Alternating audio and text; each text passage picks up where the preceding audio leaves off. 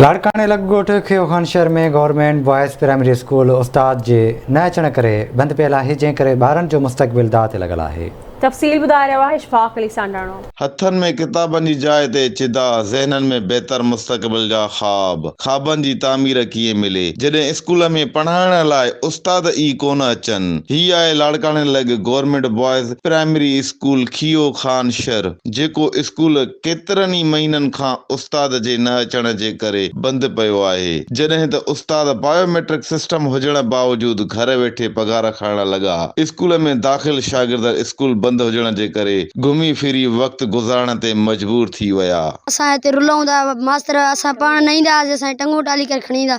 हाणे असां वञी ऑफिस में वकील टंगो टाली करे खणी अचूं न, हेॾे असां बि वॾा थी ऑफिसर थियूं न।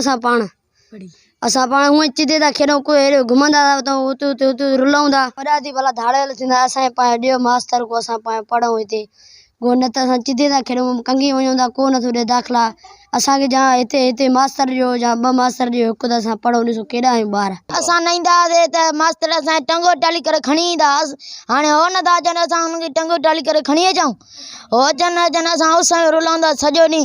हे ॾिसो त जेको भॼूं था चिदे वांगुरु था केॾो काॾे रुलऊंदा, का शइ खाए थी या छा, हरू भरू उस में भॼंदा था। उस्ताद अचे त को असांखे कुझु सम्झाए त सही न। असां स्कूल बंदि आहे, असां सॼो ॾींहुं चिदे था खेॾूं।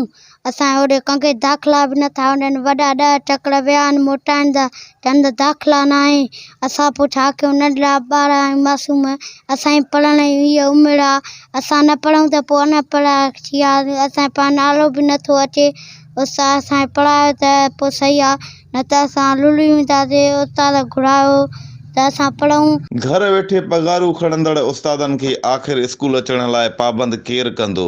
जिन उस्तादनि जे हथ में मासूम ॿारनि जो मुस्तक़बिल हुजे ऐं उहे उस्ताद स्कूल ई न अचनि त उन जो पुछाणो कंहिं खां कजे? जंहिं ऑफिसर खे नेब पाण तलब कयो हुजे, उहे ऑफिसर उस्तादनि खे स्कूल अचण लाइ पाबंद कीअं कंदा? कैमरामैन शहरयार अली ओडे सां गॾु इशफ़ाक़ अली सांडाणो, आवाज़ टीवी न्यूज़, लाड़कानो।